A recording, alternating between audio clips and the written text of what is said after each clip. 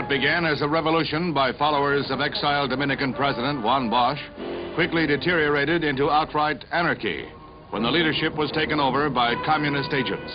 They exhorted civilians to take to the streets, replaced their wooden clubs with rifles, and instituted a reign of terror. President Johnson ordered Marines into the country to protect the democracy. The American nation cannot, must not, and will not permit the establishment of another communist government in the Western Hemisphere. We know that many who are now in revolt do not seek a communist tyranny.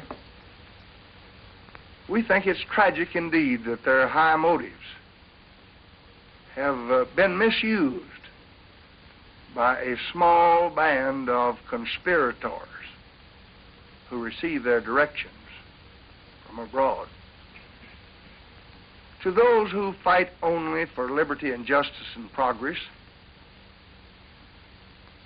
I want to join with the Organization of American States in saying, in appealing to you tonight to lay down your arms and to assure you there is nothing to fear. Most of the 3,000 Americans in the Dominican Republic were evacuated quickly and effectively. Some had spent a night of deadly suspense in a refugee center as rebels threatened their lives, firing shots over their heads to underline the fact that they recognized no rules of war.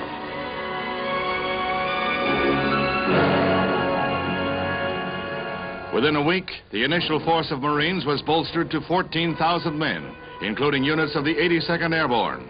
The troops threw a cordon around downtown Santo Domingo, where most of the rebels held out and pushed them towards the sea.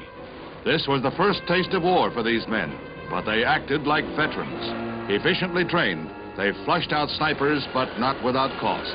Before the week was out, 5 American soldiers were dead. Intelligence reports indicate that 52 trained communist agents slipped into the country 2 weeks before the revolt began, 32 of them Cubans. These infiltrators had but one aim, to set up another communist state in the Caribbean.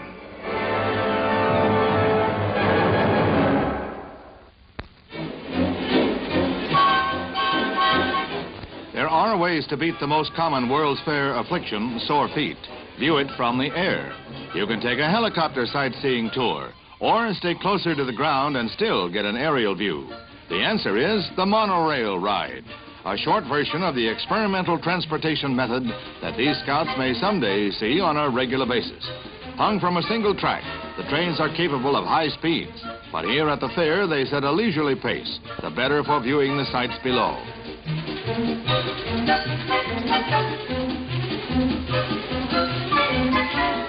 This same type of transportation is in use in Tokyo. It was built for the Olympic Games, and in Seattle, where the overhead cars ran to the fair site there.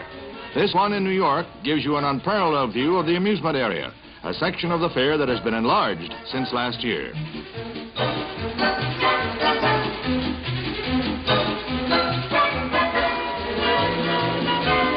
So there you have what many experts say is the train of the future. Swift and sure it is, but one word of caution, please do not get off between stations.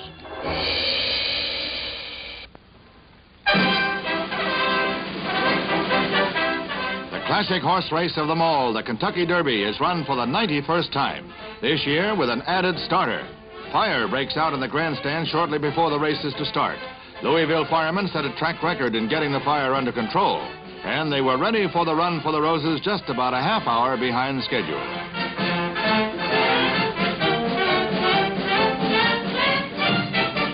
"11 horses are in the gate, and they break fast, with Flag Raiser, an outsider, setting the early pace as they begin the mile-and-a-quarter drive. The heavy favorite, Bold Lad, is back in the pack, running 5th, as Flag Raiser, Nerushua, and Lucky Debonnaire, number 8, show the rest of the field the way home.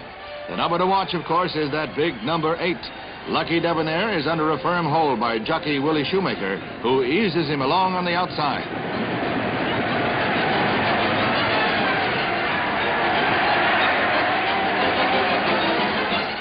In the backstretch, it's a nose-and-nose duel between Flag Raiser and the Debonnaire one. It's not until they move around the final turn into the stretch that Shoemaker calls on his horse to give his all.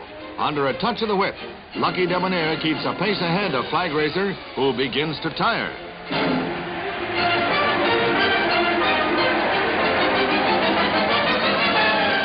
The run for the wire is the leather-slapping Shebang as Dapper Dan, number 1 on the outside, makes a strong bid.